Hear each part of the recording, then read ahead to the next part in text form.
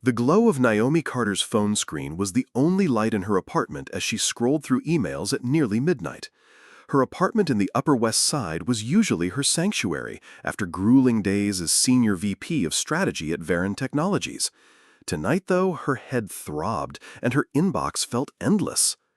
The ping of a notification broke her focus. It wasn't from work. At NY Night Owl posted a photo.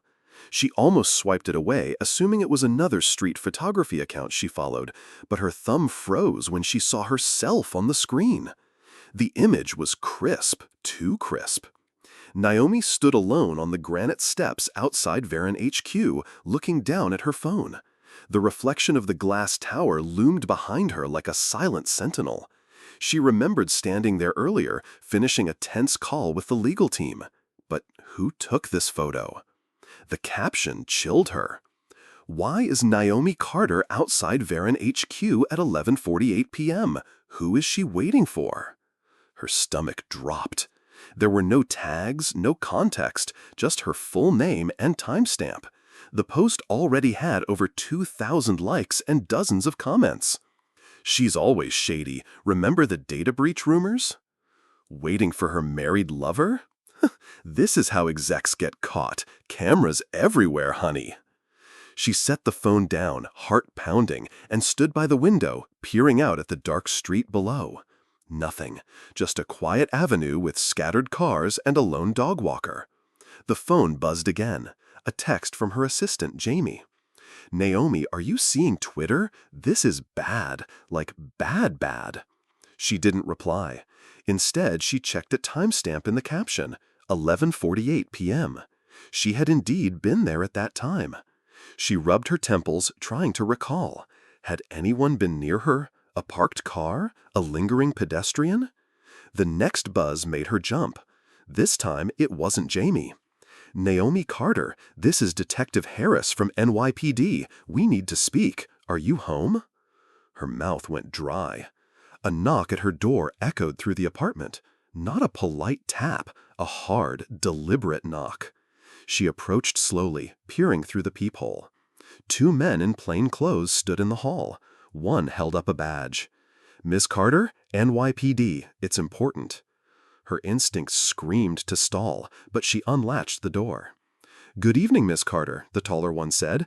"I'm Detective Harris. This is Detective Morales. May we come in?" What is this about? Her voice was steady, though her palms sweat. Harris exchanged a look with Morales. "We're investigating an incident tied to your office building. You were there late tonight?" Yes, I was finishing calls." "May we sit?" She hesitated, but nodded. They settled on her couch, glancing around her immaculate apartment.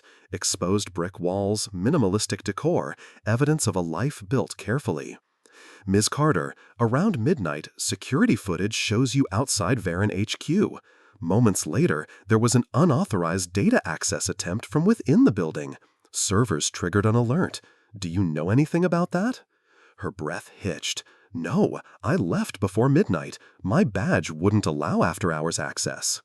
Harris leaned forward. "Someone photographed you outside. It's circulating online. Do you know who took it?" She shook her head. "I didn't notice anyone." Morales slid his phone across the coffee table. The same photo from Twitter filled the screen. "Recognize this?" "Yes, I just saw it." "Miss Carter, is there any reason someone would want to frame you?" "Frame me? I'm a corporate strategist. I don't touch servers or code. This has nothing to do with me." Harris's gaze was unreadable.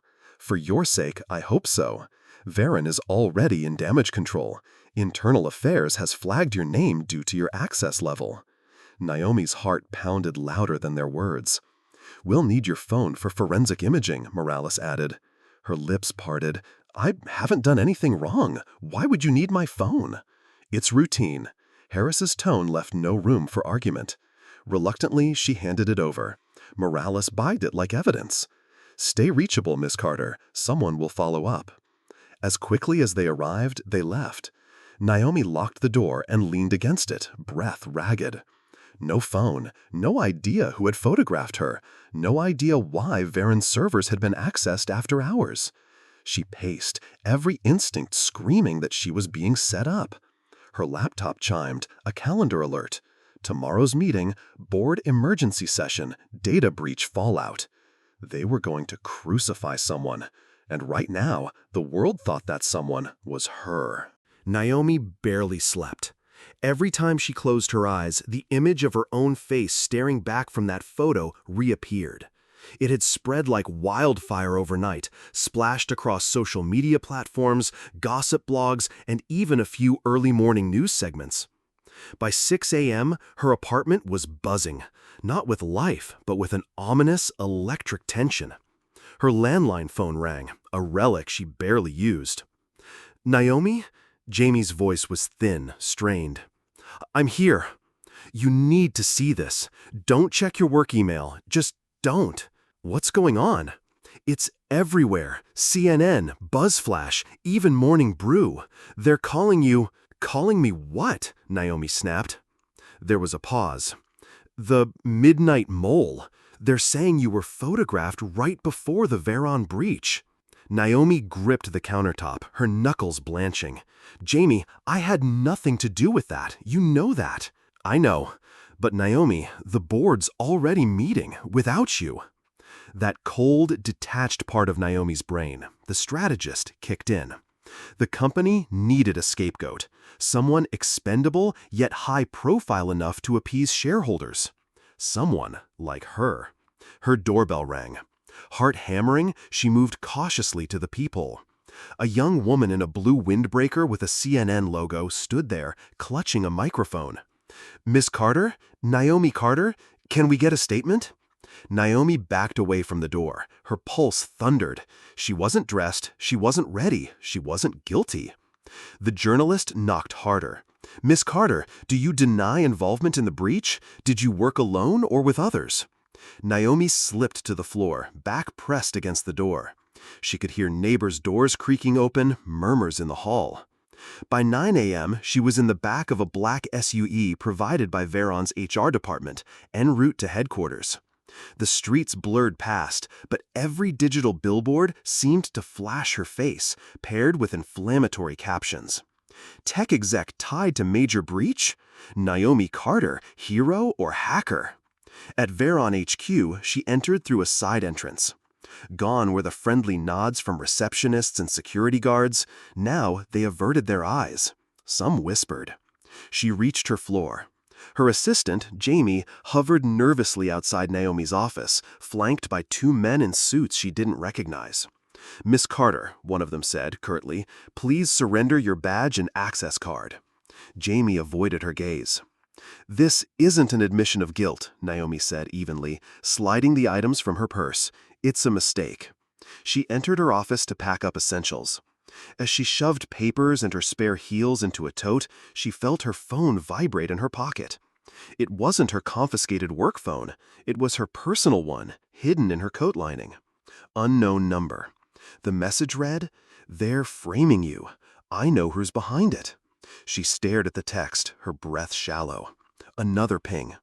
"Meet me, 7 p.m., Pier 42. Naomi glanced at the suits waiting in the hall. Whoever this was, they knew too much. "Who are you?" she typed back. 3 dots blinked. Then, "Someone who wants you alive." Her thumb hovered over the keyboard. Was this real or part of the trap? By late afternoon, Naomi's name trended globally. The narrative had shifted from speculation to near certainty in the court of public opinion. Hashtag Midnight Mole. Hashtag NaomiGate. Old photos of her at tech conferences were dredged up. A 2017 tweet where she criticized corporate data practices was weaponized against her. At 5:30 p.m., she sat in a sterile HR conference room across from a panel of stone-faced executives. "Mr. Carter," said Edward Hale, the CEO himself, "this company values your contributions, but given the gravity of the situation, we're placing you on indefinite administrative leave pending investigation." Naomi kept her expression neutral. She knew the script.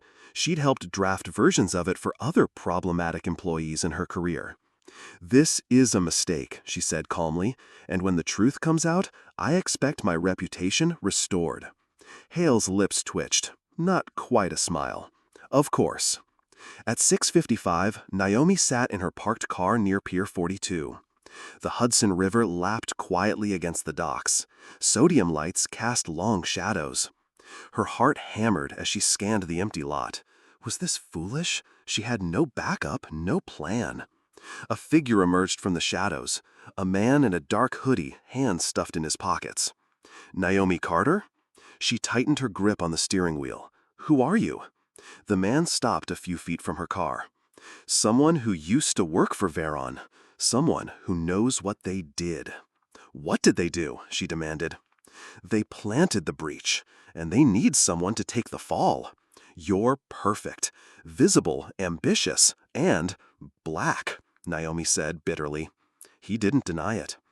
You've got less than 72 hours before they bury you. I can prove your innocence, but it'll cost you. Her eyes narrowed. What kind of cost? A wry smile flickered in the shadows. Trust. Naomi barely slept. Every time she closed her eyes, the image of her own face staring back from that photo reappeared. It had spread like wildfire overnight, splashed across social media platforms, gossip blogs, and even a few early morning news segments. By 6 a.m., her apartment was buzzing, not with life, but with an ominous electric tension. Her landline phone rang, a relic she barely used. Naomi? Jamie's voice was thin, strained. I'm here. You need to see this. Don't check your work email. Just don't. What's going on? It's everywhere. CNN, BuzzFlash, even Morning Brew. They're calling you. Calling me what? Naomi snapped. There was a pause. The Midnight Mole. They're saying you were photographed right before the Veyron breach. Naomi gripped the countertop, her knuckles blanching. Jamie, I had nothing to do with that. You know that. I know. But Naomi, the board's already meeting without you. That cold, detached part of Naomi's brain, the strategist, kicked in. The company needed a scapegoat, someone expendable yet high-profile enough to appease shareholders. Someone like her. Her doorbell rang. Heart hammering, she moved cautiously to the peephole. A young woman in a blue windbreaker with a CNN logo stood there, clutching a microphone. Miss Carter? Naomi Carter? Can we get a statement? Naomi backed away from the door. Her pulse thundered. She wasn't dressed, she wasn't ready, she wasn't guilty. The journalist knocked harder. Miss Carter, do you deny involvement in the breach? Did you work alone or with others? Naomi slipped to the floor, back pressed against the door. She could hear neighbors' doors creaking open, murmurs in the hall. By 9 a.m., she was in the back of a black SUV provided by Veyron's HR department, en route to headquarters. The streets blurred past, but every digital billboard seemed to flash her face, paired with inflammatory captions. Tech exec tied to major breach? Naomi Carter, hero or hacker? At Veyron HQ, she entered through a side entrance. Gone were the friendly nods from receptionists and security guards. Now they averted their eyes. Some whispered. She reached her floor. Her assistant, Jamie, hovered nervously outside Naomi's office, flanked by two men in suits she didn't recognize. Miss Carter, one of them said, curtly, please surrender your badge and access card. Jamie avoided her gaze. This isn't an admission of guilt, Naomi said evenly, sliding the items from her purse. It's a mistake. She entered her office to pack up essentials. As she shoved papers and her spare heels into a tote, she felt her phone vibrate in her pocket. It wasn't her confiscated work phone.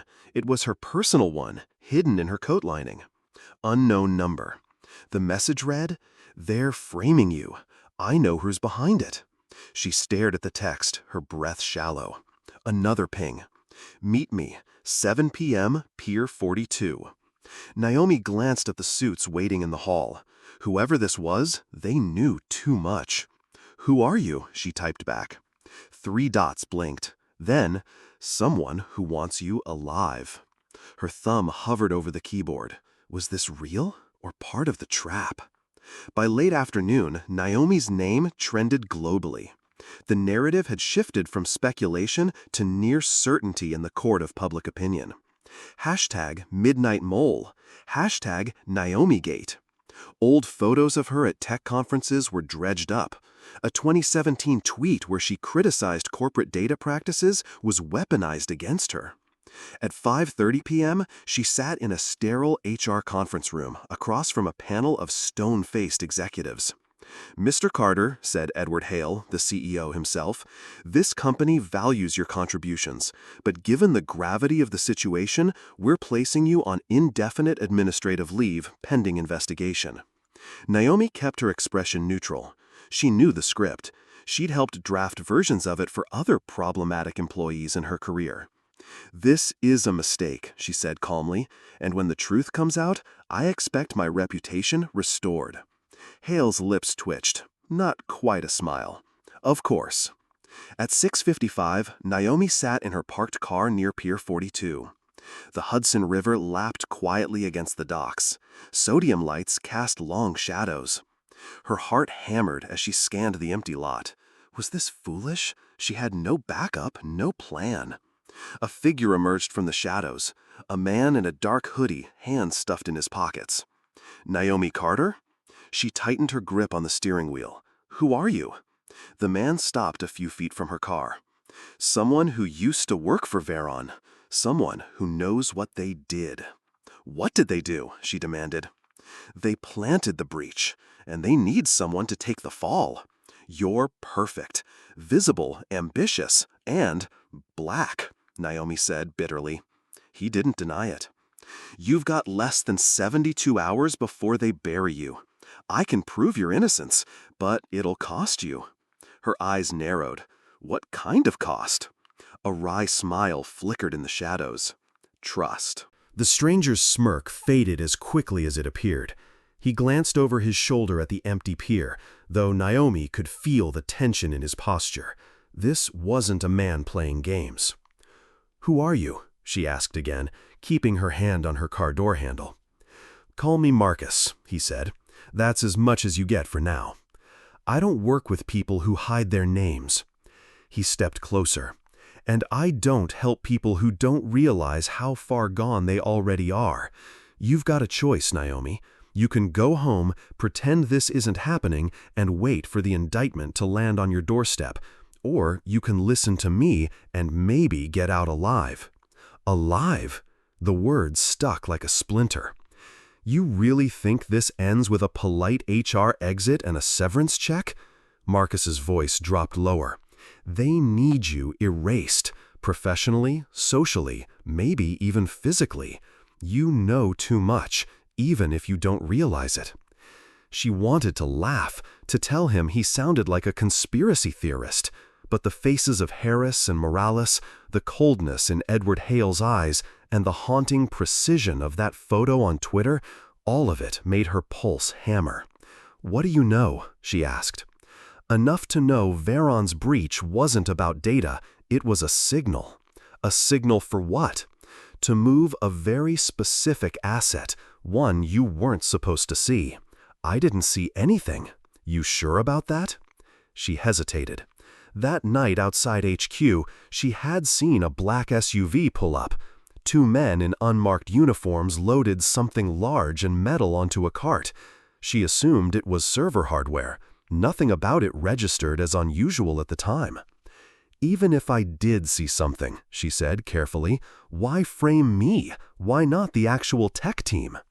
Marcus's expression hardened. "Because they don't have your visibility. Your downfall sends a louder message to competitors, regulators, anyone thinking of asking the wrong questions." Naomi's stomach nodded. "What do you want from me?" "Proof, and I need your help to get it." They met again 2 hours later in a dingy diner in Queens. Marcus slid into the booth across from her with a laptop and a battered duffel bag. "Why should I trust you?" she asked. "You shouldn't, but you don't have another option." He opened the laptop to show a map of the Veyron building with access points and security camera grids. "This is a partial floor plan. Their off-book servers are in a sub-basement. No elevators, only a private stairwell from the executive level." "I've worked there 8 years, Naomi said. "There's no sub-basement." Exactly. You were never supposed to know it exists, but you're one of 5X with badge clearance to get in. Naomi's chest tightened. Her badge, the one they confiscated. Tell me you didn't try to access it, she said. I didn't have to. Someone already used your credentials during the breach. Her hands clenched around her coffee cup. They're going to say I sold them access. They're already saying it. Marcus leaned in. But if we can get in, pull the actual server logs, we can show where the signal originated and who authorized it. And if they catch us? His smile was grim. We won't live long enough to worry about charges. At 1 a.m., Naomi was back in her car, tailing Marcus's motorcycle as he led her to a warehouse near the Brooklyn waterfront. This is where we gear up, Marcus said, leading her inside. It smelled of oil and old wood. Several crates were stacked against the walls, marked with cryptic military codes. Who are you really? Naomi asked, her voice low. Veyron Security. I found something I shouldn't have. And? I chose not to die over it. He unzipped the duffel bag, revealing gloves, headsets, and what looked like a standard corporate badge printer. You still have your digital employee ID, right? Naomi nodded. Good. We'll use it to spoof your badge access. Then we hit the sub-basement tomorrow night. Naomi ran a hand through her hair. Tomorrow? You make it sound easy. It's not. But every hour we wait, the real data could disappear. The warehouse door creaked. Naomi froze. Marcus's head snapped toward the sound. Stay here. He drew a sleek pistol from his waistband and moved silently toward the door. Naomi's pulse roared in her ears. Then, glass shattered. A black-clad figure burst through a side window, landing cat-like on the concrete. In the dim light, Naomi caught the gleam of a knife. Down, Marcus shouted. She dropped as Marcus fired. The shot rang like thunder, but the figure dove behind a crate. A second attacker appeared from the shadows, swinging a metal pipe at Marcus's head. He ducked, slammed the butt of his pistol into the attacker's ribs, and grabbed Naomi's arm. Move! They sprinted toward the back exit. Naomi's lungs burned as they barreled into the alley. Bullets pinged off the warehouse wall behind them. A black SUV roared into view at the alley mouth, headlights blinding. Marcus shoved Naomi behind a dumpster. Stay down. He fired twice, and one headlight exploded in sparks. The SUV screeched to a halt. Doors flew open, but sirens wailed in the distance. Cops, Marcus muttered. We have 60 seconds. Go. They fled down a side street, Naomi's heart pounding like a war drum. Her heels slipped on wet asphalt, but Marcus yanked her upright. Welcome to the game, Naomi, he said darkly. They know you're not playing dead. At dawn, they holed up in a seedy motel. Naomi sat on the bed, shaking, staring at her reflection in the cracked mirror. Her life, her career, everything felt like it was being erased in real time. They sent people to kill us, she whispered. Marcus nodded grimly. And they'll keep sending them until we find proof. He tossed her a burner phone. You need to call someone you trust. Tell them nothing except you're safe. We've got 48 hours to clear your name or bury you for good. The storm had rolled in fast. Naomi sat in the passenger seat of Marcus's motorcycle as rain lashed against her helmet visor. The night felt alive, buzzing with the electric charge of danger as they weaved through New York's wet streets. Veyron HQ rose like a steel monolith ahead, its mirrored panels reflecting streaks of lightning. She'd passed through those glass doors thousands of times, but tonight the building felt alien. You sure about this? Naomi asked through the headset. Marcus's voice was calm. Not remotely, but we've got one shot before they wipe the servers clean. They pulled into a parking garage a block away. Marcus killed the engine and they dismounted in silence. He handed Naomi a black duffel bag. Change. Inside were black cargo pants, a fitted jacket, gloves, and a baseball cap. Naomi's hands trembled as she peeled off her trench coat and slipped into the gear. This isn't me, she whispered. Marcus met her gaze. It is tonight.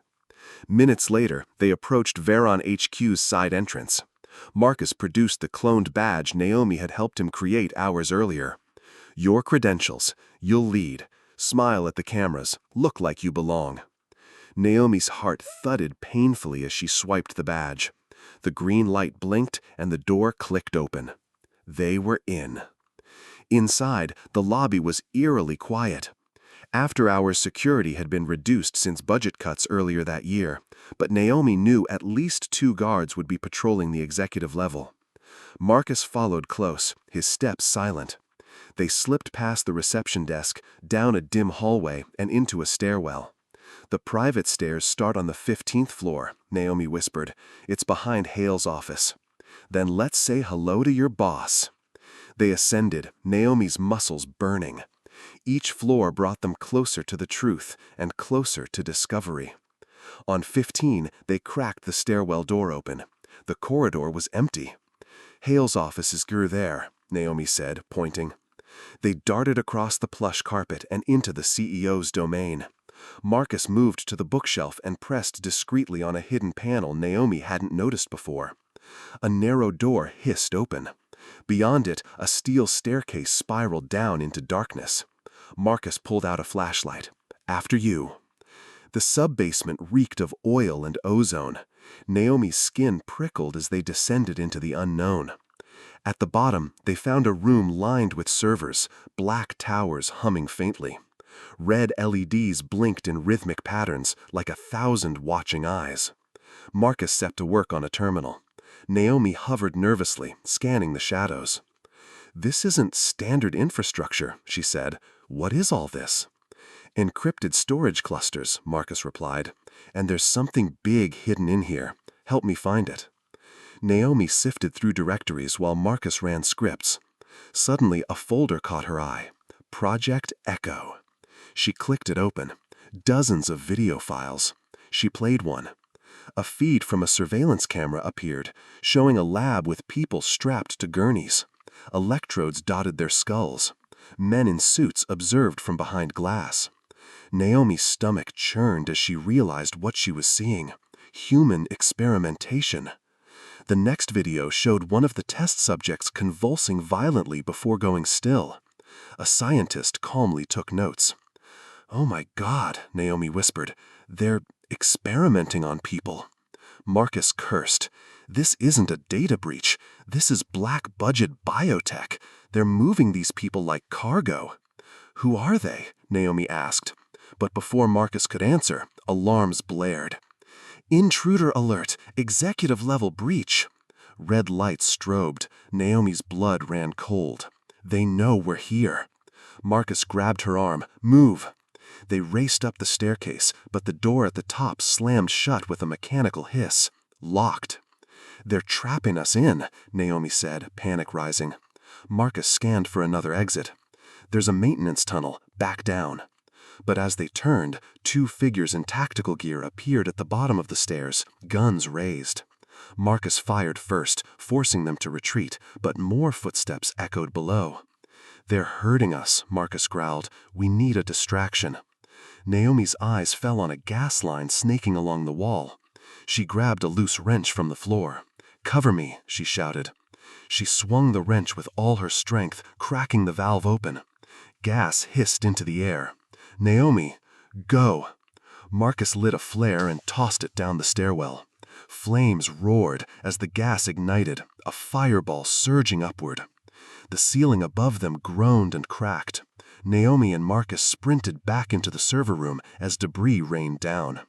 They burst through a side door Naomi didn't remember, emerging into a forgotten storage area. Marcus led her through a maze of crates and into another stairwell that finally brought them to the lobby.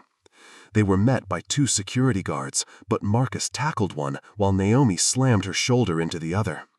They crashed out the side entrance just as more alarms screamed through the building. Breath ragged, clothes singed, Naomi staggered into the night air. Marcus grabbed her wrist and pulled her toward the motorcycle. "We got what we needed," he panted, "but now they know we're coming for them." Naomi's phone buzzed. She looked down. Another message from the unknown number. "You're not safe yet. They've activated Protocol 0." The rain had eased, but the night air felt heavier than ever. Naomi clung to Marcus's waist as the motorcycle tore down Brooklyn's deserted streets, its engine growling like a predator. Her phone buzzed again. She risked a glance at the message. "They're mobilizing assets. Every camera in the city is looking for you." Naomi's fingers tightened around the device. The words felt less like a warning and more like a death sentence. "They're tracking us," she shouted over the wind. "I know," Marcus replied, "but they're not the only ones with toys." He cut down an alley, parked behind a dumpster, and yanked a duffel bag from the bike's compartment. Inside were a new set of clothes, wigs, and a small metal box with a blinking blue light. "What's that?" Naomi asked. "Signal jammer. We've got 60 seconds before traffic cams lose us completely." He handed her a dark hoodie and glasses. "Change, now." Naomi ducked behind the dumpster and stripped off her damp gear, replacing it with the nondescript clothes. Her hands shook, not from the cold, but from the adrenaline still coursing through her. "I'm not built for this," she muttered. Marcus glanced at her. No one is, until they have to be. Minutes later, they boarded a crowded late-night subway train. Naomi sat stiffly, heart pounding as the train rattled along the tracks. She tried not to make eye contact with the other passengers. An older woman across from her scrolled through her phone. Naomi caught a glimpse of the screen. "Breaking. Naomi Carter, ex-Veyron executive, wanted for corporate espionage and arson." Her photo dominated the headline. Taken from her ID badge, her expression calm and professional. The woman glanced up and frowned, her gaze lingering on Naomi's face. Naomi lowered her head. Marcus noticed. "Stay calm, don't run. Running confirms suspicion." The woman opened her mouth as if to speak. Then her stop was announced. She gathered her bag and left without a word. Naomi exhaled shakily. At a safe house in Queens, Marcus checked the perimeter sensors and bolted the door. Naomi collapsed on the couch, staring blankly at the cracked ceiling. "You okay?" Marcus asked. She gave a bitter laugh. "Define okay. I'm being hunted by my own company, my reputation's in ashes, and I just set a server room on fire." Marcus knelt in front of her. "Listen to me. You're not crazy. You're not a criminal. They're scared because you know something." "I don't even know what I know," Naomi whispered. "You will." He slid a USB drive across the table. "This is the data we pulled from Project Echo. It's encrypted, but I've got a contact who can crack it." Before Naomi could respond, a faint beeping echoed from Marcus's wristband. His face went tight. "They've activated Protocol 0. "Protocol what?" "A kill program. It's not just corporate security anymore. They're bringing in professionals, assets who don't leave loose ends." Naomi's stomach lurched. "You mean assassins?" "Exactly." Their conversation was interrupted by a soft click at the back door. Marcus was on his feet in an instant, drawing his pistol. He motioned for Naomi to get down. She crawled behind the couch as the door swung open. Two figures in black tactical gear slipped inside, moving with military precision. Marcus fired. One went down with a grunt. The second darted for cover, returning fire with a silenced pistol. "Stay here," Marcus barked. My pulse hammered in my ears. She searched the room for anything she could use. Her hand closed around a heavy glass lamp. The second assassin lunged from behind a cabinet, aiming at Marcus. Naomi hurled the lamp with all her strength. It smashed against the attacker's head, giving Marcus the split-second opening he needed to fire. The assassin crumpled. Marcus grabbed Naomi's arm. "We need to move, now." They sprinted down the fire escape as sirens wailed in the distance. Naomi's lungs burned, her legs trembling. She could feel eyes watching from the shadows. "They'll never stop," she panted. "Will they?" "Not until we end this," Marcus replied grimly. They reached another safe house, this one a basement beneath a laundromat. Marcus bolted the door and set up a new signal jammer. "You saved my life back there," he said quietly. Naomi sank onto a cot, her hands still shaking. "I didn't even think. I just reacted." "That's what keeps you alive." He handed her a burner phone. "Call someone you trust. We'll need allies for what's coming." Naomi stared at the phone long after Marcus left to scout the area. Only one name came to mind: Jamie, her assistant. She dialed. After 3 rings, Jamie answered. "Naomi, where are you? The FBI came to the office asking about you. They said you're dangerous." "I can't explain right now," Naomi said. "But listen to me, I'm being framed, and I think Hale is behind all of it." There's a pause. "You're scaring me." "You should be scared," Naomi whispered. "Don't trust anyone at Veyron. They've activated a kill program." A loud thud cut her off. Footsteps. Naomi froze. "Naomi, what's going on?" "I have to go." She ended the call and dropped the phone just as the basement door creaked open. Marcus appeared, face grim. "They've found us again. Protocol Zero doesn't stop." As they fled into the night once more, Naomi realized something deep in her bones. This wasn't just about clearing her name anymore. This was a war. The safe house felt too small. The hum of neon lights outside the laundromat seeped through the boarded windows. Naomi sat on the edge of the cot, trying not to think about the blood that had stained her gloves just hours ago. Marcus was pacing. His movements were tight, controlled, but Naomi saw it in his eyes, the fear he refused to name. "We can't keep running," she said finally. "They'll catch us. Not if we stay unpredictable." "That's not a plan, Marcus. That's survival." He stopped, meeting her gaze. "Survival is the plan until we can hit back. That starts tonight." He pulled out the encrypted USB drive. The faint blue light pulsed like a heartbeat. "There's only one person I trust to crack this." "Who?" "Her name's Ash. Best hacker I've ever known." "Can she even be reached?" Marcus gave a small smile. "Ash finds you, not the other way around." They left the laundromat before sunrise. Marcus led Naomi through a series of winding streets in Queens until they reached a rundown apartment building. He rapped 3 times on a door covered in graffiti. The door cracked open. A pale, wiry woman in her early 30s stared at them through mismatched goggles. Her neon pink hair stuck out at odd angles. "Marcus," she said flatly, "you're late. I didn't give you a time." "Exactly." She stepped aside. "Get in before I change my mind." Ash's apartment looked like a hacker's fever dream. Screens flickered from every wall, displaying code, news feeds, and surveillance camera loops from around the city. Servers hummed in the corner, and a faint smell of solder and coffee clung to the air. Naomi hesitated in the doorway. Ash's eyes flicked to her. "This the exec?" "Naomi Carter," Marcus said. "You've got a lot of people looking for you, Carter." Ash dropped into a chair and started typing furiously. Feds, private contractors, a few off-books assets. Protocol Zero's no joke. You're lucky they sent the B team first. Naomi swallowed. "There's a worse team?" Ash grinned without humor. "There's always a worse team." Marcus placed the USB on the desk. "We need it decrypted, fast." Ash's fingers danced across the keyboard. "Oh, Project Echo.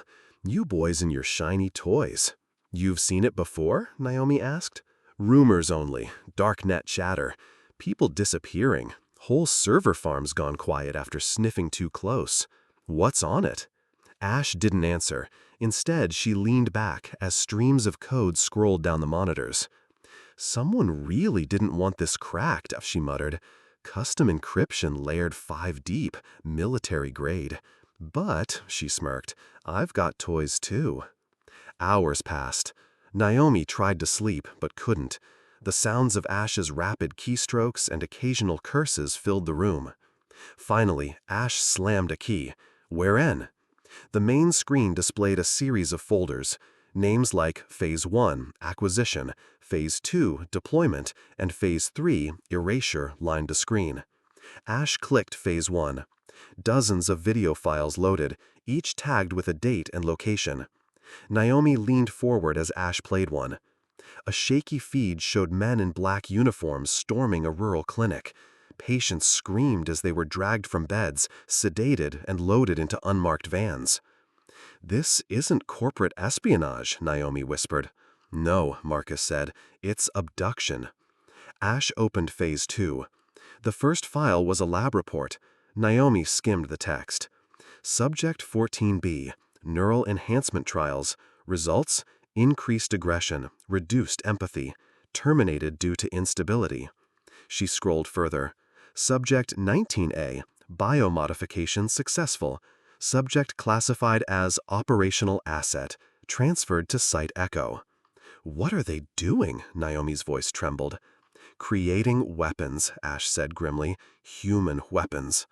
Marcus rubbed his jaw. That explains the military ties. They're using Veyron's infrastructure to build black-budget soldiers. Not just build, Ash corrected. Deploy. Look. She opened a live feed labeled Echo Ops Active. The screen showed helmeted operatives storming a suburban home. Gunfire flashed. Naomi recognized the street. That's 2 blocks from my apartment, she said hoarsely. Ash's fingers flew. Cross-referencing now. A second window popped up. Target, Naomi Carter. Status, terminate. They're there for me, Naomi realized. Marcus grabbed her arm. We need to move, now. The lights in Ash's apartment flickered. Ash cursed.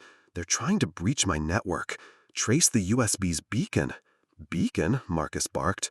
Ash shot him a look. You didn't sweep it? Before Marcus could reply, Naomi's phone buzzed. Another message. Run, they're coming. A loud crash shook the building. The front door exploded inward. Ash's screens went dark as an EMP grenade rolled across the floor. Back exit, Ash yelled. She grabbed a duffel bag of hard drives and sprinted toward a narrow hallway. Naomi and Marcus followed as black-clad operatives flooded the apartment. Bullets tore into the walls. Marcus returned fire, dropping one pursuer. They burst onto a fire escape, rain slick beneath their feet. Ash leapt to a nearby rooftop with cat-like agility. Naomi hesitated, but Marcus shoved her forward. Jump! She cleared the gap, landing hard. Pain shot up her ankle, but she kept moving. They dashed across rooftops, pursued by shadows. Ash led them down into an alley where a rusted sedan waited. Get in, she barked. They piled into the car. Ash gunned the engine, tires screaming as they tore down the narrow street. Where are we going? Naomi gasped. A place even Veyron doesn't know about, Ash said grimly, because if we don't disappear, Protocol Zero won't stop until we're all dead. As the car roared into the night, Naomi clutched the hard drive to her chest. What's on this? She asked. Ash glanced at her in the rearview mirror. Proof of genocide. The safe house Ash led them to was nothing like Naomi had imagined. It wasn't an abandoned warehouse or some hacker's den. It was a decrepit church on the outskirts of Brooklyn. Its stained glass windows were long shattered, and the pews lay in piles of splintered wood. "This is your hideout?" Naomi whispered as they entered through a side door. "It's where I keep my ghosts," Ash replied without looking back. She led them down a narrow stairwell beneath the altar into a crypt that had been converted into a high-tech command center. Screens lined the stone walls, glowing faintly in the dim light. Servers hummed like sleeping beasts. "Welcome to Purgatory," Ash said. "Veyron hasn't found it yet. Let's keep it that way." Naomi glanced nervously at Marcus. "How can you be sure?" Ash dropped her duffel on a steel table. "Because I built half their surveillance systems. I know where the blind spots are." Marcus set the encrypted hard drive next to Ash's equipment. "Can you pull up the rest of Project Echo's files?" Ash was already typing, working on it. But first, let's find out who's pulling the strings. She cracked open a folder Naomi hadn't seen before, labeled Echo Oversight. Inside were personnel files, most marked Terminated in red. One file remained active. Ash opened it. A man's face appeared on the screen. Mid-50s, silver hair, cold gray eyes. Victor Hale. "Veyron's CEO," Naomi said, her stomach knotting. "Not just CEO," Ash corrected. "Founder, architect of Echo." Naomi shook her head. "That's impossible. Hale was never involved in R&D. He's an operations guy. Logistics, mergers, corporate expansion." "Think bigger," Marcus said. "Echo isn't just biotech. It's logistics for human trafficking, mergers with black ops contractors, and corporate expansion into war zones." Ash leaned back in her chair. Hale's been building a private army under Veyron's cover for over a decade. Echo was Phase 1, acquisition and modification of assets. Phase 2 is deployment. Where then, asked. Ash's expression darkened. Everywhere. The room fell silent as the weight of the revelation settled in. They're turning people into weapons? Naomi whispered.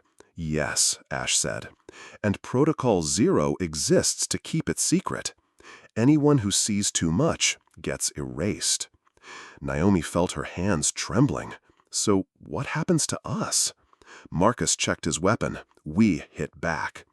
Before Naomi could respond, an alarm blared. Red lights flashed across the monitors. Ash cursed. Motion sensors outside. They found us. Marcus grabbed Naomi's arm. We're moving, now.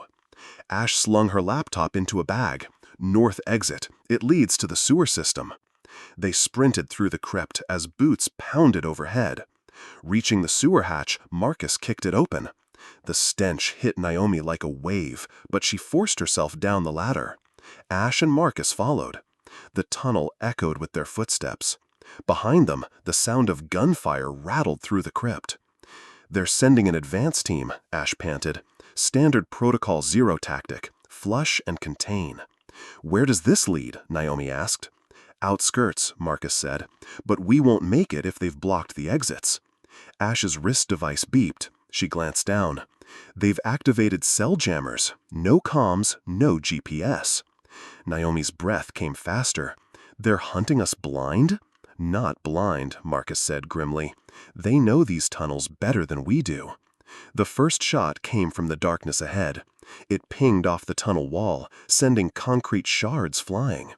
Down, Marcus shouted. They hit the ground as a second shot echoed. Ash drew a compact pistol, firing back blindly. We're boxed in, she hissed. A voice crackled through the tunnel, amplified by a speaker. Marcus Vera, Naomi Carter, Ash Winters. You're trespassing in restricted territory. Surrender now, and you'll be granted quick deaths. Marcus's jaw tightened. That's Seraph, one of Hale's top assets. Top asset? Naomi asked. Enhanced, like the others we saw on the feeds. Faster, stronger, no conscience. Footsteps approached. 6 shadows emerged from the darkness. Armored figures with glowing red visors. Marcus fired first. The lead operative dodged with inhuman speed, returning fire with a precision that sent bullets whistling past Naomi's head. Ash tossed a small device into the tunnel. Cover your ears. It exploded in a burst of light and sound. The operative staggered, disoriented. Marcus seized the opening, taking 2 down with precise shots. Naomi clutched her head, trying to block out the ringing in her ears. Move, Marcus barked. They sprinted down a side tunnel, but more operatives appeared, cutting off their path. Here, Ash yanked open a maintenance hatch, revealing a vertical shaft. Marcus boosted Naomi up. She scrambled, scraping her palms on the rough metal rungs. Ash followed, with Marcus covering their retreat. As Naomi reached the top, hands grabbed her ankles. She screamed, kicking wildly. Marcus fired upward, the shots ricocheting dangerously close. The grip on Naomi's legs loosened. She hauled herself out of the shaft into a storm drain. They emerged in a wooded area on the city's edge, gasping for air. Ash pulled out her laptop and began scanning for signals. They're pulling back, probably regrouping for Phase 2. Phase 2? Asked. Marcus's eyes were cold. They won't send an advance team next time. They'll carpet the area. Naomi sat heavily on a fallen log. What do we do now? We can't keep running forever. Ash looked at Marcus. We don't. We go on the offensive. Marcus nodded. Hale thinks he's untouchable. Let's prove him wrong. Ash tapped a few keys. A new screen loaded, showing satellite feeds and building schematics. This is Veyron's Tier 1 R&D facility, the heart of Echo. It's where they're holding the modified assets. Naomi stared at the image. We're going in? Yes, Marcus said, and we're burning it to the ground. The forest was silent, save for the hum of Ash's laptop and the soft crackle of the fire Marcus had managed to build. Naomi sat on a fallen log, staring into the flames. Her clothes were damp, her hands still trembling from the sewer ambush. Marcus crouched beside her, cleaning his sidearm. "You saved me back there. That shot you took?" Naomi gave a weak laugh. "I was aiming for his head." "Still counts." He holstered the weapon and leaned forward, voice low. "We don't have time for fear. Tier 1's defenses are heavier than anything we faced." Ash's fingers flew across the keyboard. Hale's entire Echo division is headquartered there. Data servers, labs, containment wings. If we pull this off, we'll cripple Veyron's ability to run Echo anywhere else. Naomi rubbed her temples. "And if we don't?" "They send Echo assets after us until there's nothing left to bury." Ash brought up a schematic of the Tier 1 facility. It looked like a fortress. Layers of concrete and steel, guarded entrances, and a sub-basement labeled restricted. "That's where they keep the assets," Ash said grimly. "They're not just enhanced physically. Hale's experiments rewrote their neural pathways. Loyalty, aggression, memory suppression. Think mind-controlled super soldiers." Naomi shuddered. "Do they even know what they are?" "Some do," Marcus said. "Most don't. That's the point." Ash zoomed in on a ventilation system. "This is our way in. Small, unguarded, leads straight to the central server hub. But once we're in, we're committed," Marcus finished. They spent hours planning. Naomi tried to memorize every step. Where to turn, when to stay low, what to do if things went wrong. "Why am I even coming?" she asked finally. "You two are trained for this. I'm not." Marcus looked her in the eye. "This started with you. You're the only one who can finish it. Besides," he nodded at the hard drive Ash had decrypted earlier, "there's something on there Hale doesn't want you to see." At dawn, they left the forest and moved to an abandoned subway line Ash used as an equipment cache. She handed Naomi a small earpiece and a compact pistol. "Don't point it unless you're ready to use it," Ash warned. "Hesitation gets you killed." Naomi's hands were clammy as she accepted the weapon. By nightfall, they reached the perimeter of Tier 1. The facility loomed in the distance, bathed in floodlights. Naomi's pulse raced as they crept through the trees toward the ventilation shaft. Marcus slid the grate aside and motioned for Naomi to enter first. The shaft was cold and narrow. Naomi's breathing sounded too loud in her ears. She crawled forward on hands and knees, every muscle screaming. They emerged in the server room. Racks of humming machines stretched into darkness. Ash slipped to the nearest console, fingers dancing. 5 minutes, she whispered. "Then alarms will trip no matter what I do." Marcus watched the door, weapon ready. Naomi hovered behind Ash, trying not to panic. Then she heard it. A soft, metallic click, like a blade sliding free of a sheath. "Marcus," she whispered. He turned, just as the door burst open. A figure stepped inside, moving with inhuman grace. It was a man, maybe 30, in a black Veyron jumpsuit. His eyes were blank, almost glassy. 2 curved blades extended from gauntlets on his forearms. Ash Naomi whispered, "Asset 19A, codename Reaper." Marcus fired first. The bullet sparked against Reaper's armored chest. He didn't flinch. With a blur of motion, he lunged forward, slashing. Marcus barely dodged in time. "Go," Marcus shouted to Naomi and Ash. "I'll hold him." But Reaper was too fast. He blocked Marcus's next shot and kicked him across the room. Naomi froze. The pistol felt heavy in her hands. "Naomi," Ash yelled, "the exit." But Reaper's gaze locked on Naomi. His head tilted, almost curious. "Target," he said, in a flat, robotic voice. Naomi's blood ran cold. Reaper moved toward her. She stumbled back, raising the pistol with shaking hands. "Stop!" she cried. He didn't. A shot rang out. Naomi flinched, but it wasn't her. Marcus had fired from across the room, hitting Reaper square in the knee. The asset staggered, just enough for Naomi to aim. She fired. The bullet struck Reaper's shoulder. He barely reacted, but Naomi fired again. This time she hit his eye. The impact sent him reeling. "Move!" Marcus shouted. Ash grabbed Naomi's arm and dragged her toward a maintenance hatch. They tumbled through just as alarms blared. Red lights flashed across the server room. Reaper's voice echoed after them.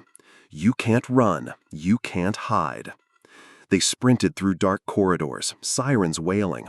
Marcus limped, blood seeping from a slash in his side. "We need extraction," Ash yelled. Naomi gasped. She found herself checking corners, covering Ash as she worked. Finally, they burst into the night. A black SUV skidded to a stop in front of them. Jamie, Naomi's former assistant, leaned out of the driver's seat. "Get in!" They piled into the vehicle as bullets shattered the rear window. "You okay?" Jamie asked breathlessly. "No," Naomi said, clutching her pistol, "but we're alive." In the back seat, Ash checked the hard drive she'd pulled from the server room. "It's all here. Names, locations, proof of what Veyron's done." Naomi stared at the screen. Images of modified humans flickered by. Children, soldiers, civilians. Her stomach turned. "We have to expose this," she whispered. Marcus shook his head. "Not yet. If we go public now, Hale will bury it and us." Ash glanced up. "Then what's the play?" Naomi met her gaze, fire in her eyes.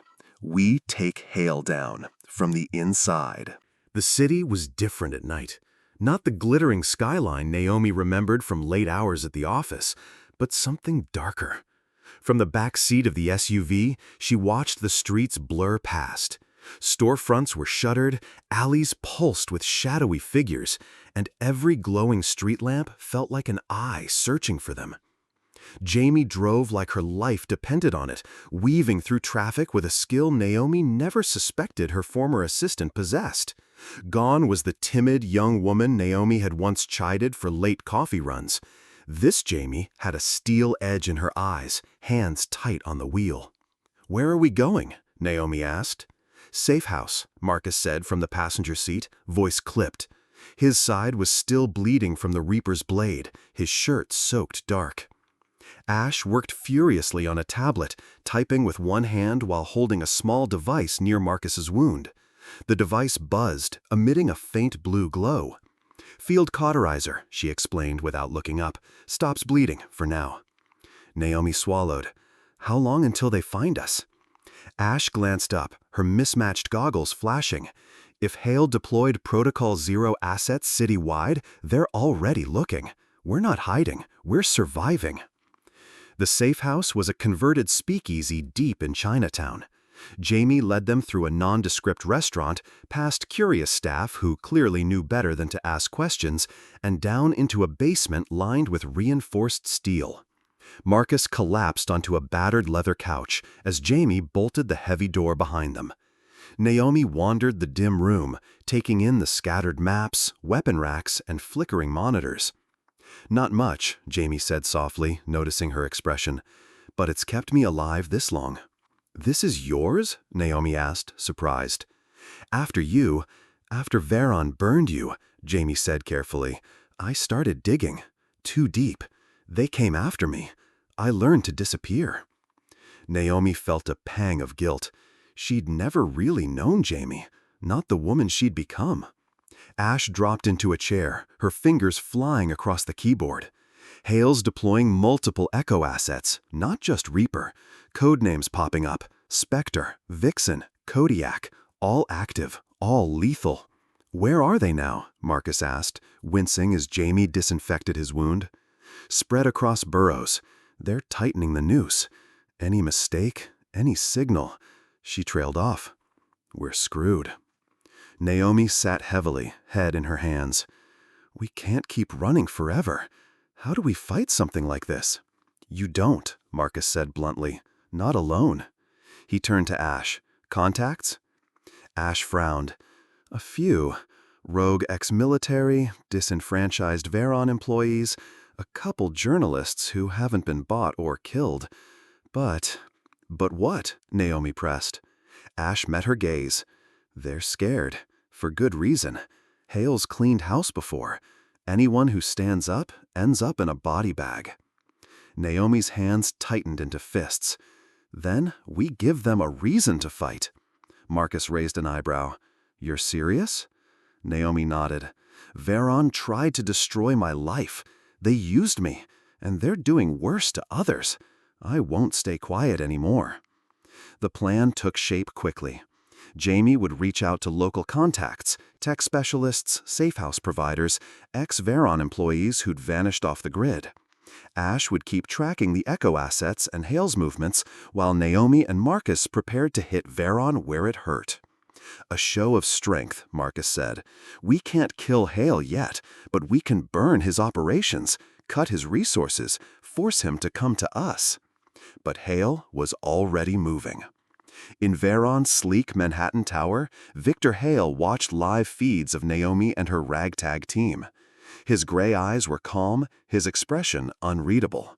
Reaper failed, his head of security said nervously, but we're deploying Spectre and Vixen. They'll finish the job. Hale's voice was smooth, almost gentle. Failure isn't tolerated twice. Bring me Carter alive. The others, disposable.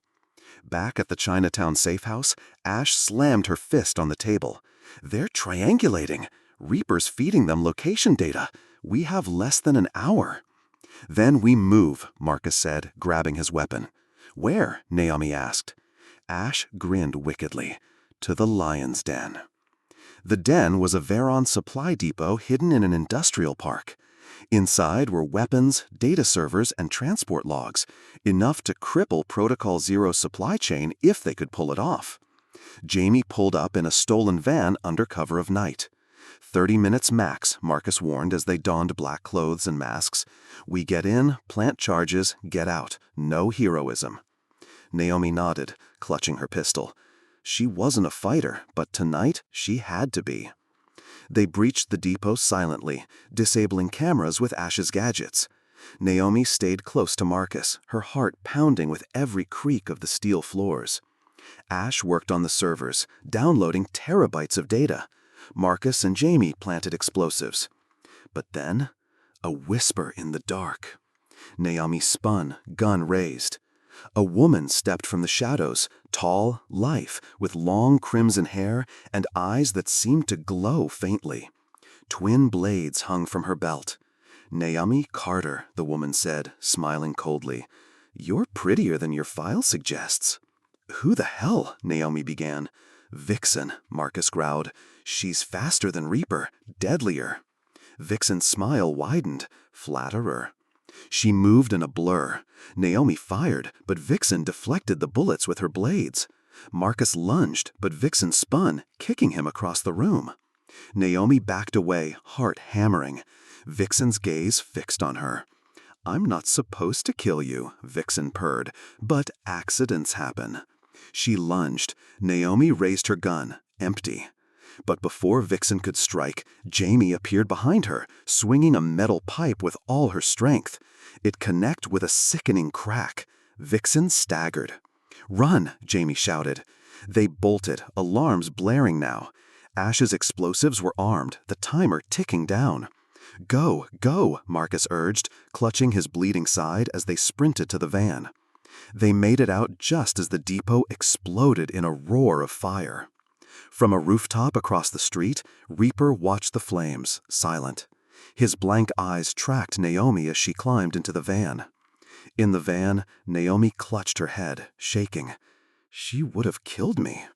Marcus put a hand on her shoulder, but she didn't. Ash turned in her seat, her grin feral. We just made Hale bleed. Now let's make him scream. The city was a powder keg. Naomi could feel it in the air as Jamie steered the van through dimly lit streets, weaving past garbage fires and boarded-up windows. Every passing siren made her flinch. Somewhere out there, Reaper and Vixen were still hunting them. But for the first time since this nightmare began, Naomi felt something she thought she'd lost: purpose. The depot explosion hadn't just destroyed Veyron's supplies, it had sent a message. Across the city, whispers spread like wildfire. Veyron isn't untouchable. Now, all they needed was an army. Ash had found the perfect meeting place, a half-collapsed parking garage near the river, its top levels offering a clear vantage of incoming threats. As they pulled in, Naomi saw shadowy figures waiting.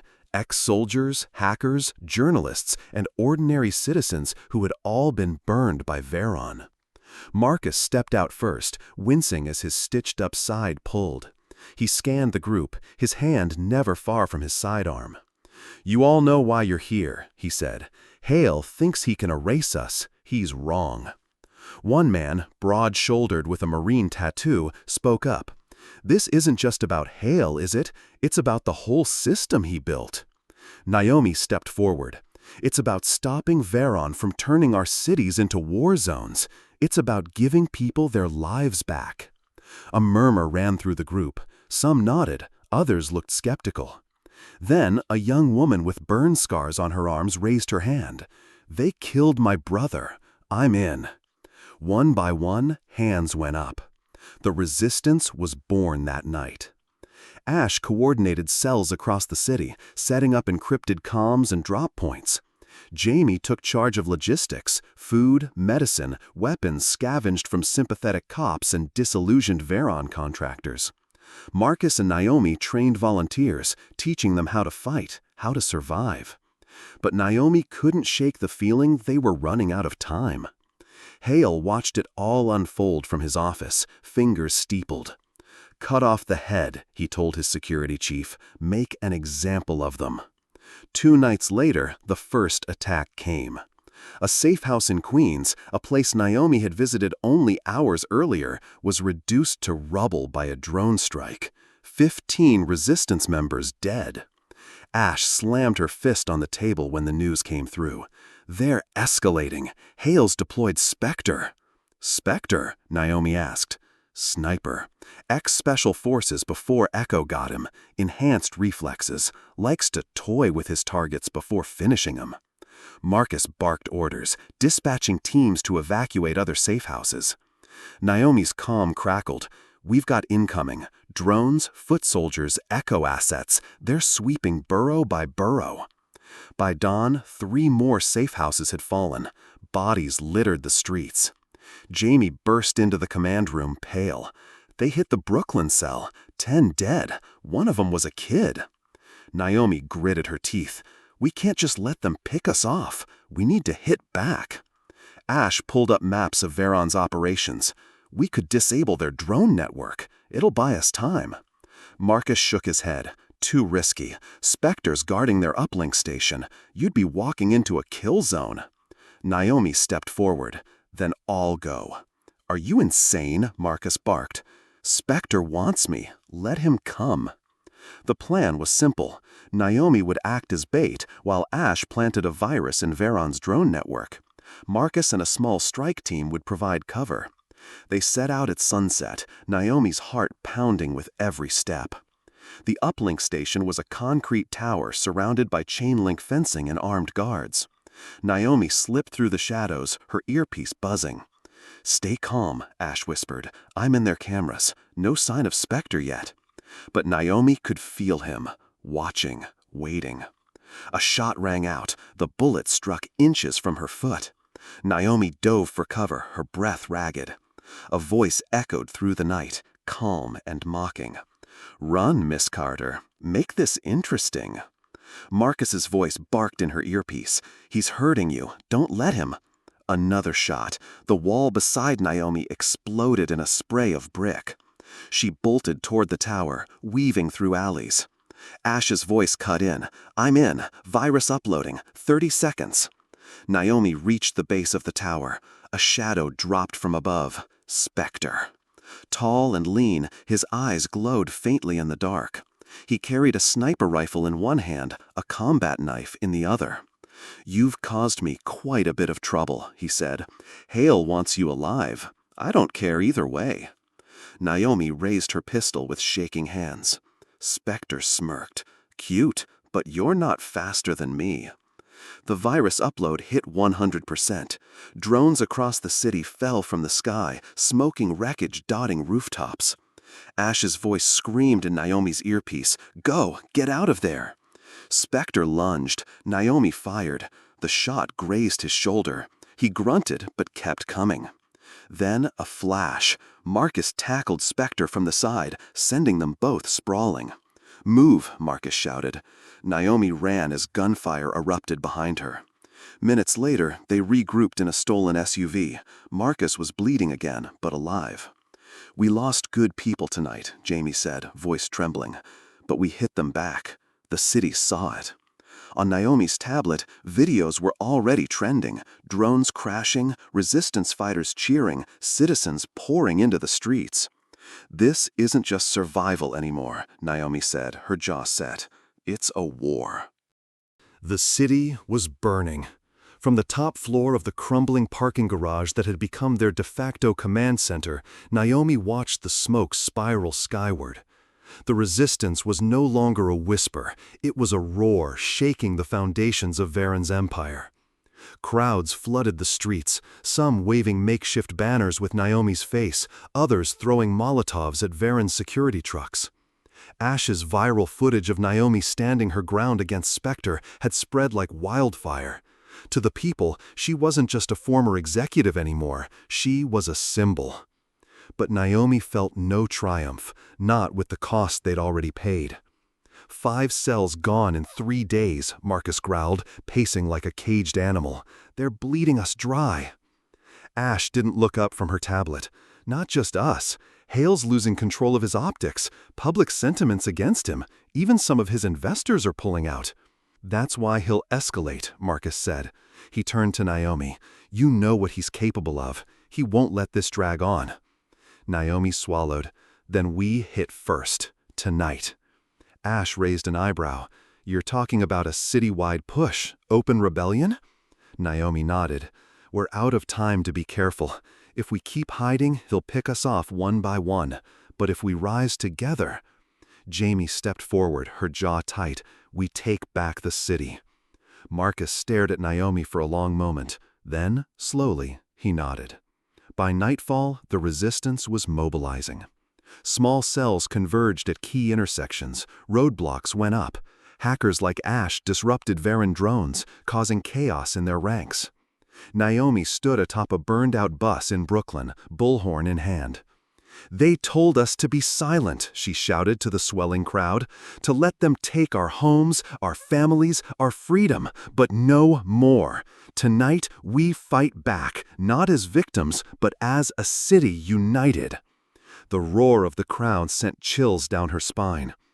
But in Veyron Tower, Victor Hale watched with calm, cold eyes.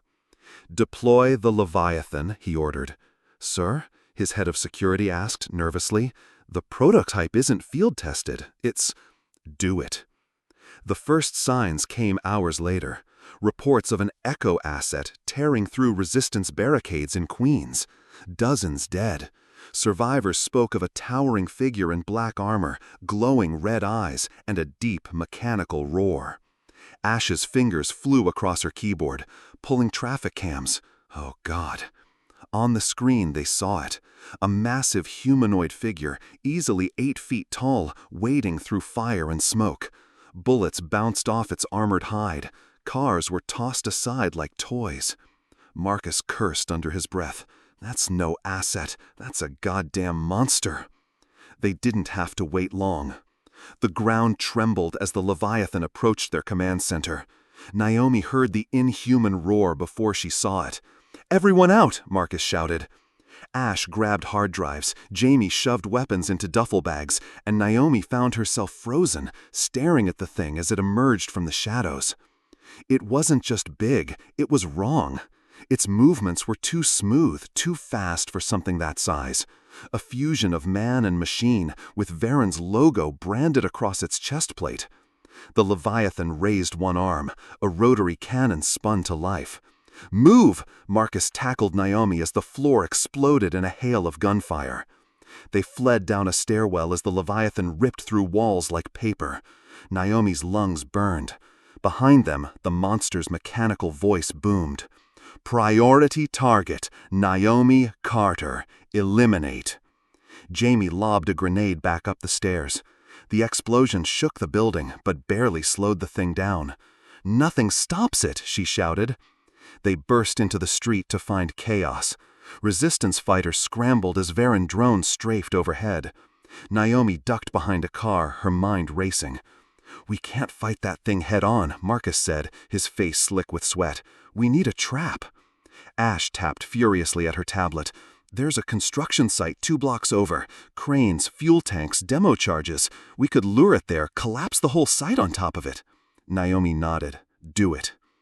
The bait was Naomi herself. She sprinted down the street, the Leviathan's thunderous steps close behind. Every instinct screamed at her to stop, to hide, but she forced herself forward, weaving between wrecked cars and debris. "Almost there," Ash yelled in her earpiece. Naomi reached the site and darted inside. The towering monster followed, smashing through steel girders. Ash's voice was tight. "Marcus, on my mark. 3, 2, 1, now!" Explosives rippled through the foundation. Naomi threw herself behind a concrete barrier as the structure groaned, then collapsed in a roar of dust and fire. For a moment, there was silence. Then, the Leviathan's glowing red eyes pierced the rubble.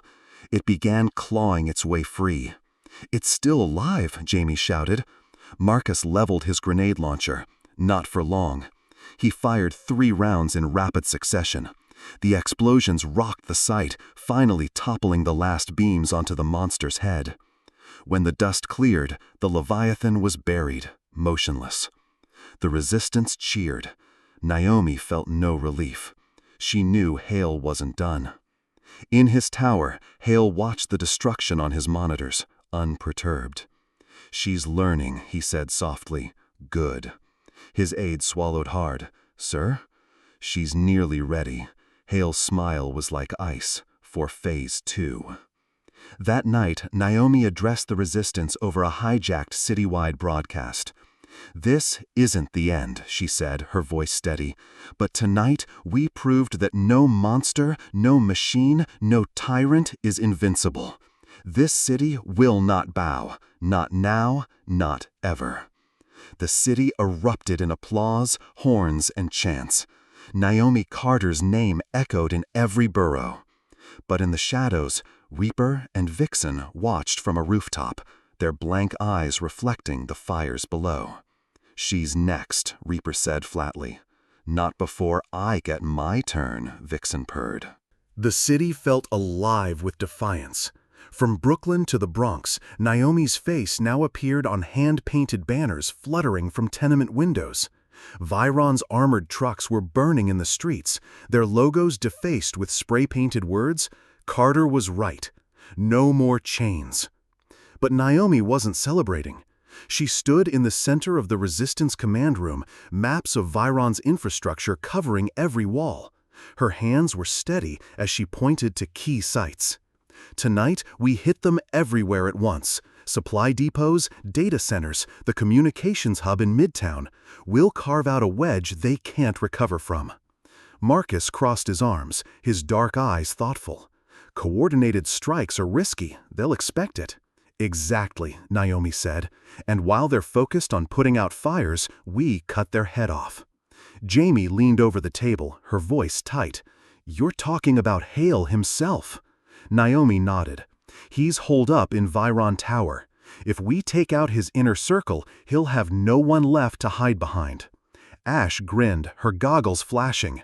"I've got worms ready to crash their entire surveillance grid.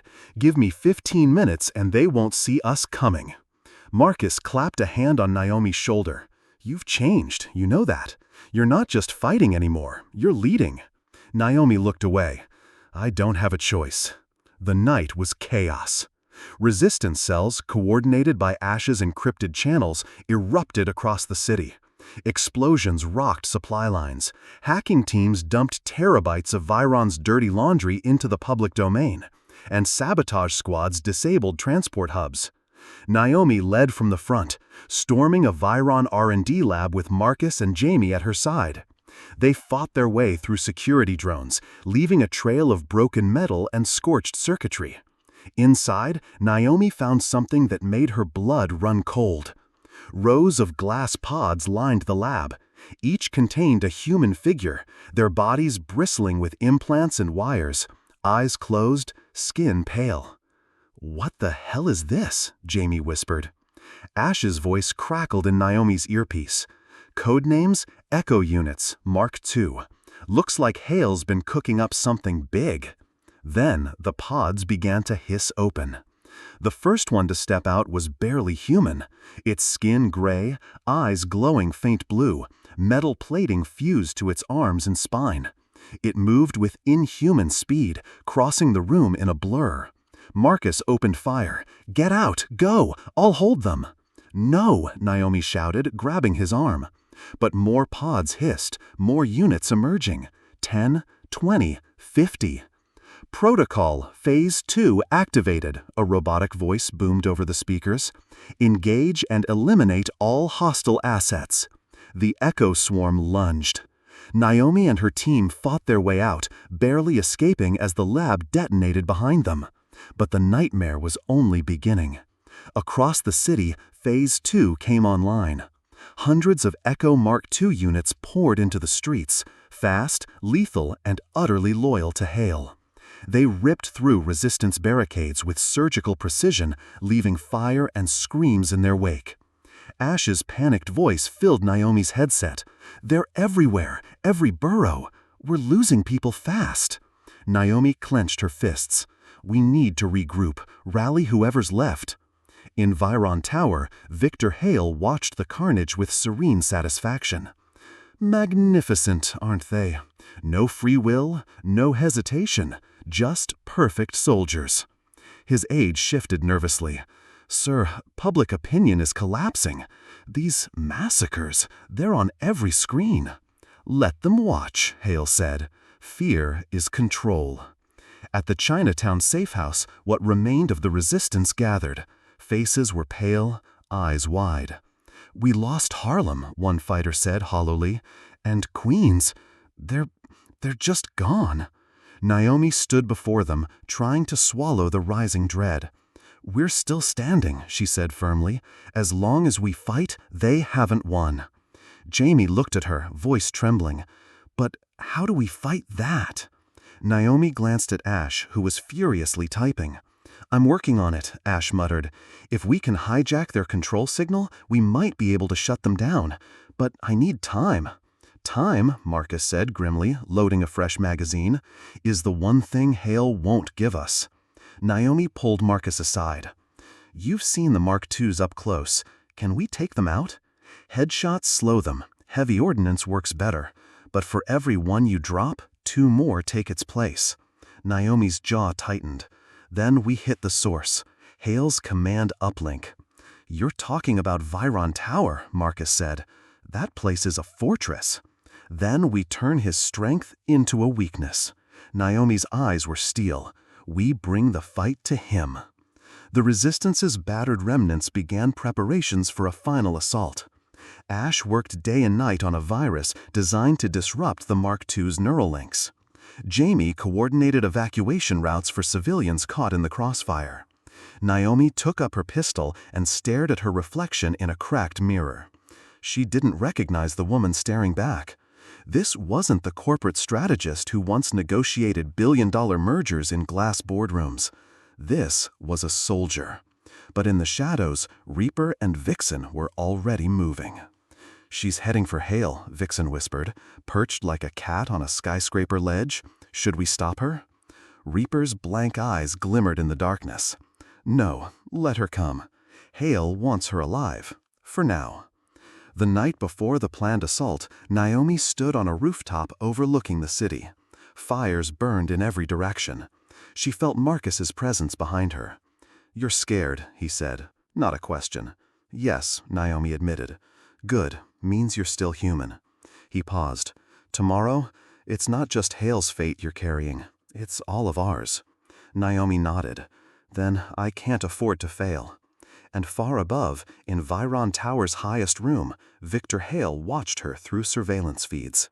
"She's perfect," he murmured, "just as I planned." His fingers traced a file name on his tablet. Echo, Prime Candidate, Carter, Naomi. "Bring her to me." The night was quiet, almost too quiet. Naomi Carter stood at the head of what remained of the resistance, staring up at the monolithic black glass of Veyron Tower. Its upper levels seemed to pierce the low clouds like a blade. The city below it was a war zone. Fires burned in shattered streets, and in the distance, the whine of drones and the metallic roar of Mark II echo units carried through the night air. Naomi tightened her grip on her sidearm. This was it, the last stand. Marcus came up beside her, face shadowed beneath a scorched combat helmet. We hit fast, we hit hard, no second chances. Ash's voice came through the comms. The virus is prepped. Get me to the server core, and I'll make those 10 men dance for us instead of Hale. Jamie loaded a rifle, her jaw set. If we make it out of this, I'm opening a bakery. No more guns, no more monsters. Naomi managed a small smile. You'll make the best bread in the city. But deep down, she wasn't sure any of them would live to see it. The assault began with a coordinated strike. Naomi gave the signal, and resistance snipers on nearby rooftops opened fire, picking off Veyron's sentries one by one. Marcus led the first wave across the plaza, taking cover behind burning wreckage as automated turrets spat lead from the tower's base. Naomi followed, her heart hammering in her chest as bullets zipped past her head. She dove behind a concrete barrier, her breathing ragged. Ash's voice crackled in her ear. I've hacked the outer turrets. You're clear to breach the lobby. Go, Naomi shouted. The tower's lobby was a cathedral of glass and steel, eerily pristine despite the chaos outside. But as Naomi's boots hit the marble floor, the air seemed to thrum. Then she heard it, a heavy, synchronized clanking. Mark II units inbound, Jamie yelled. From the shadows, they emerged, dozens of Echo Mark IIs, their glowing blue eyes sweeping the room. One raised its arm, and a spinning chain blade snapped into place with a metallic shriek. Contact! Marcus roared. Gunfire erupted. Naomi ducked as Marcus and Jamie laid down suppressing fire. The first Echo fell under concentrated headshots, but 3 more surged forward, moving impossibly fast. One grabbed a resistance fighter by the throat and hurled him across the room like a rag doll. Naomi raised her pistol and fired until her clip ran dry. Ash, we need that virus. Working on it. Ash's voice was strained. Server core's on 82. You've got to clear me a path. They pushed forward in a running firefight, clearing floor after floor. Naomi's team left a trail of smoking Echo husks and spent ammo casings in their wake. But for every Mark II they destroyed, 2 more seemed to take its place. By the time they reached the 50th floor, their numbers had dwindled. Jamie's arm was bleeding from a deep gash, and Marcus limped from shrapnel embedded in his thigh. Naomi refused to let herself slow down. We're not stopping, she growled. Hale's up there, and I'm ending this. On the 70th floor, the elevator doors opened to reveal a blood-red hallway. Naomi's stomach twisted. Something's wrong, Marcus muttered. Then the lights went out. A voice, smooth and cold, echoed through hidden speakers. Naomi Carter, welcome. You fought well to get here, but the game ends now. Hale. Suddenly, a massive figure stepped out of the shadows. Not a Mark II, something worse. It stood nearly 10 feet tall, covered in black armor that shimmered like liquid. Its red eyes flared as it spoke in a low, guttural voice. Echo Prime. Naomi froze. She'd seen the name in Hale's files. The ultimate prototype. A fusion of every enhancement, every experiment Veyron had ever conducted. Run, Marcus hissed, but Naomi didn't move. No, she said. I'm done running. The fight was chaos. Prime moved like a demon, smashing through walls, tossing resistance fighters aside. Naomi dodged its first strike by inches, feeling the shockwave rattle her teeth. Marcus emptied a full magazine into Prime's chest. Nothing. Jamie hurled a grenade, but Prime batted it away like a toy. Naomi, it's targeting you, Ash screamed in her earpiece. Naomi gritted her teeth, then let it. She lured Prime toward a maintenance shaft. At the last second, she dove aside. Prime slammed into the shaft, tumbling down several stories with an earth-shaking crash. "Move, now's our chance," Marcus shouted. They reached the 82nd floor. The server core room loomed ahead, its steel doors sealed. "Ash," Naomi barked. "Almost there." But Prime wasn't finished. It burst through the floor in a spray of concrete and steel, landing between them and the server room. Naomi stared into its glowing eyes. "Get to the core," she told Marcus. "I'll hold it off." "You can't. Go." The fight was brutal.